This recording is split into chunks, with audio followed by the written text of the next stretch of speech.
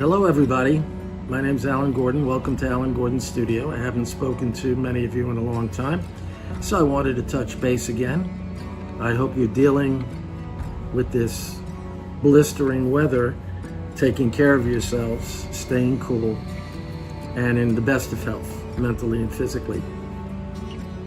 I wanted to discuss a couple of things today, and one of them is the importance of choosing a teacher that's right for you.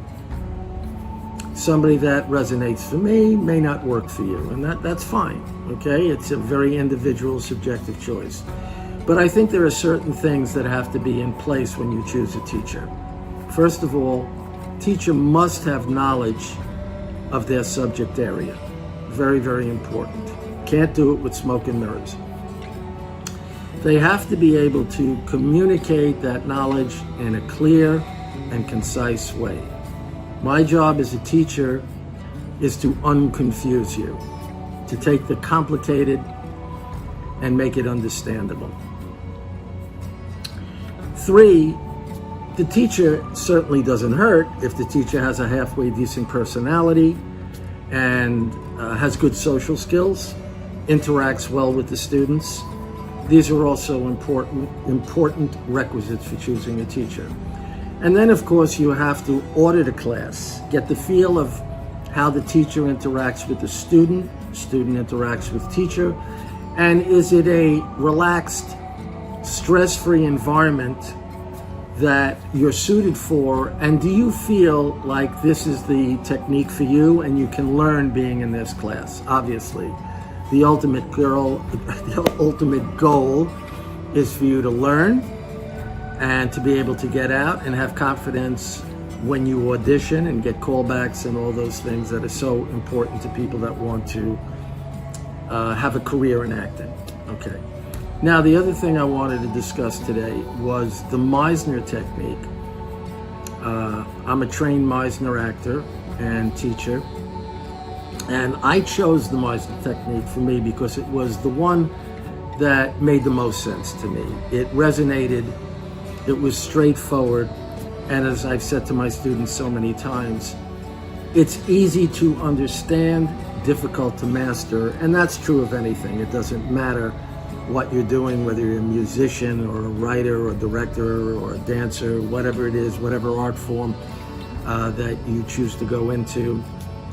You need, again, a teacher that can communicate what you need to do and provide you with specific tools. That's my job, to give you the tools and to teach you how to use them. So, no matter how comfortable the environment is, no matter how much you might even like the teacher, it doesn't matter, it won't work unless the teacher is showing you how to use the tools. It's like handing me a violin and saying play, but you don't show me the proper finger technique and how to use the bow and so on and so forth, right? So you need that. And I want to discuss why I chose the Meisner technique and why it's my preferred approach to acting.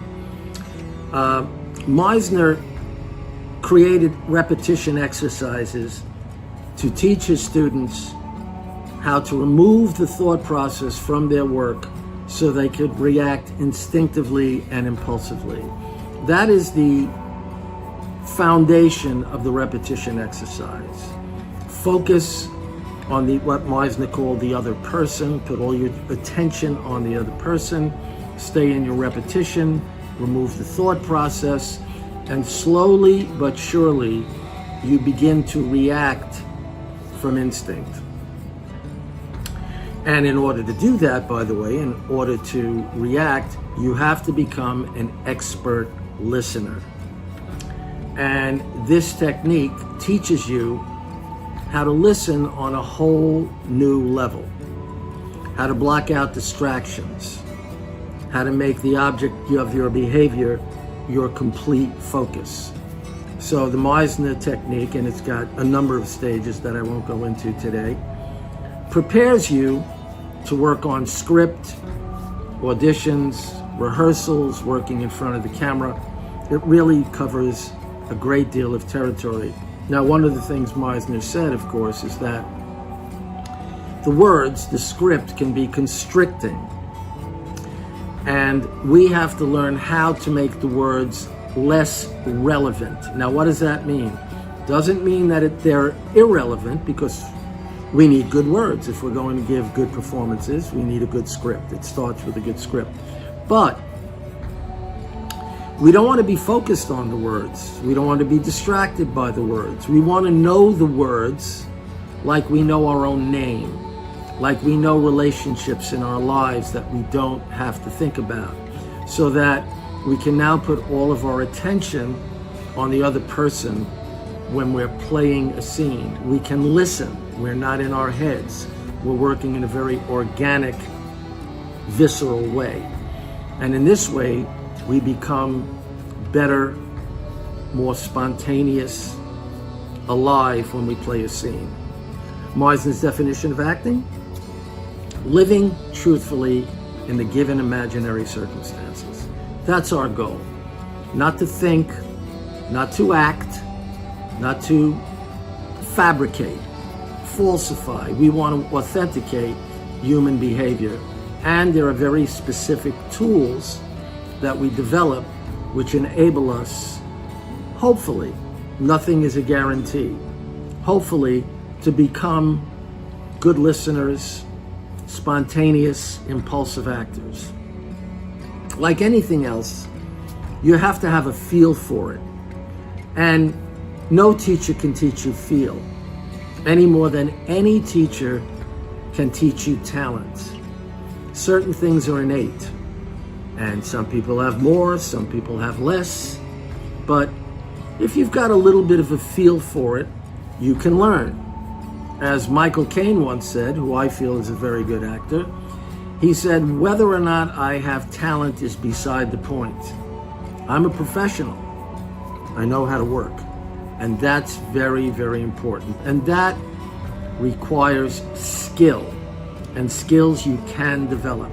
You've got to work at it, but you can develop it. So my last word on this for today also is quoting Elia Kazan. And of course, there are no absolutes, but Kazan once said, work with people you like, and it won't hurt if they like you too.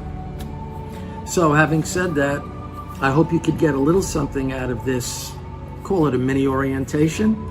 If you have any questions, I welcome you to get in touch with me via email. All my information is on my website, alangordonstudio.com.